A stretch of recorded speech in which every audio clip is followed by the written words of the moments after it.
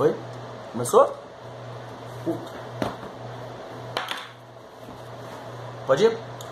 Bom dia, boa tarde, boa noite, queridos estudantes. Sou eu, o professor Fred Cortes, para mais uma aula do melhor canal de história do YouTube, que é o canal Dom Fredon, não é verdade?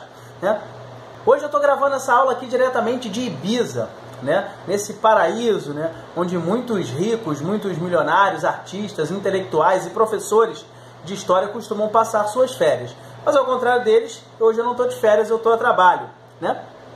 Aliás, aproveito para deixar um grande abraço aí para a Kardashian, lá, que almoçamos juntos ontem. Eu não sei quem é quem das Kardashian, mas fica aí aquele coração do Dom Fredon. E aí vocês devem estar se perguntando por que o Dom Fredon veio a Ibiza gravar esse programa. Porque hoje nós vamos falar sobre os fenícios. Primeiro, explicar para vocês aí o porquê da questão de Ibiza. Para alguns historiadores, os fenícios teriam sido um dos primeiros povos a chegar até essa região. E a gente vai falar um pouquinho mais daqui a pouquinho. Bem, vamos lá. Primeiro explicar para vocês aí o porquê do nome, o termo fenício. Fenício era o nome pelo qual os gregos chamavam esse povo. Esse povo, eles se conheciam, eles se chamavam como os cananeus. Os fenícios, como são mais conhecidos, ocupavam uma estreita faixa de terra que fica entre o mar Mediterrâneo e uma cadeia de montanhas, onde atualmente fica o Líbano. Portanto, repare, numa região não muito fértil. O fato de ser uma região pouco fértil justamente fez com que eles não desenvolvessem a agricultura como a principal atividade econômica. Veja bem, eu não estou dizendo que eles não praticavam agricultura, praticavam principalmente de olivas e de vinhas. Entretanto, a agricultura não era a principal atividade econômica dos fenícios.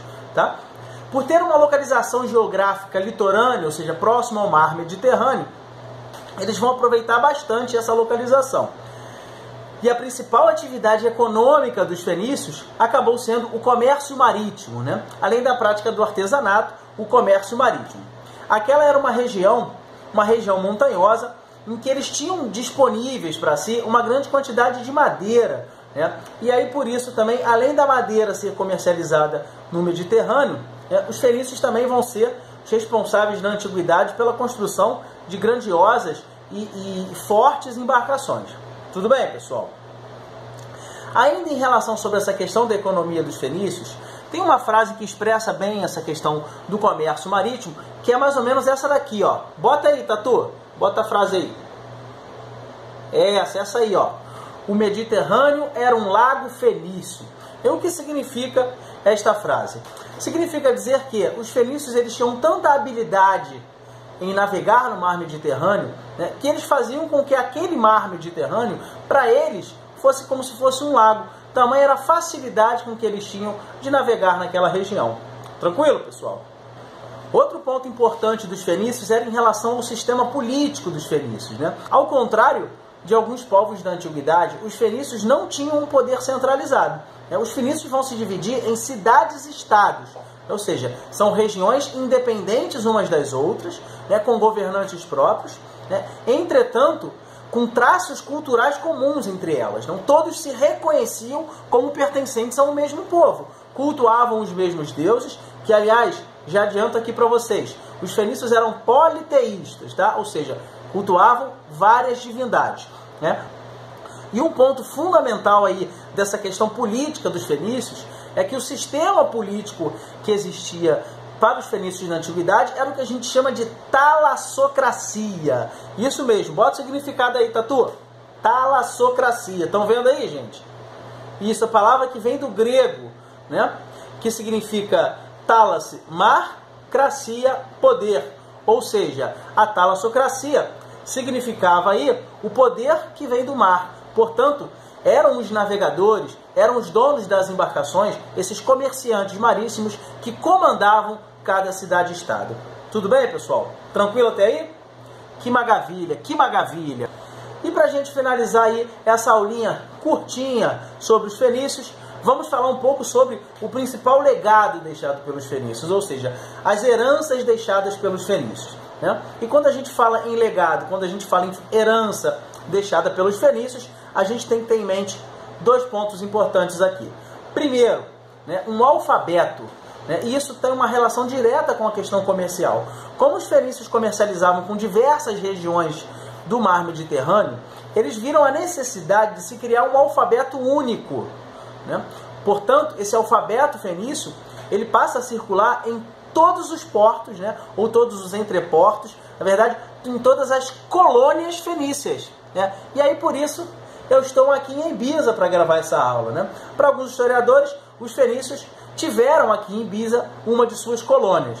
Tranquilo, pessoal? Ibiza, que hoje é um paraíso dos professores de história. Beijo, seus lindos.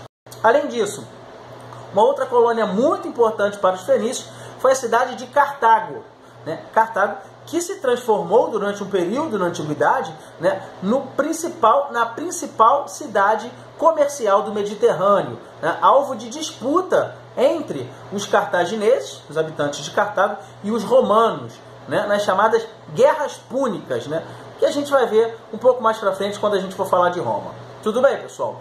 E um outro legado, uma outra herança deixada pelos fenícios muito importante, né, além do alfabeto, foram diversos mapas, né, foi uma cartografia muito vasta que os romanos depois vão utilizar para conquistar a hegemonia do Mediterrâneo. Tudo bem, pessoal? Pessoal, por hoje é só. Aula hoje curtinha aí sobre os fenícios, uma aula direcionada àqueles alunos maravilhosos do 6º ano. Tudo bem? Gente, espero que eu tenha ajudado vocês, né? Um efusivo aperto de mãos e passar muito bem. Partiu praia?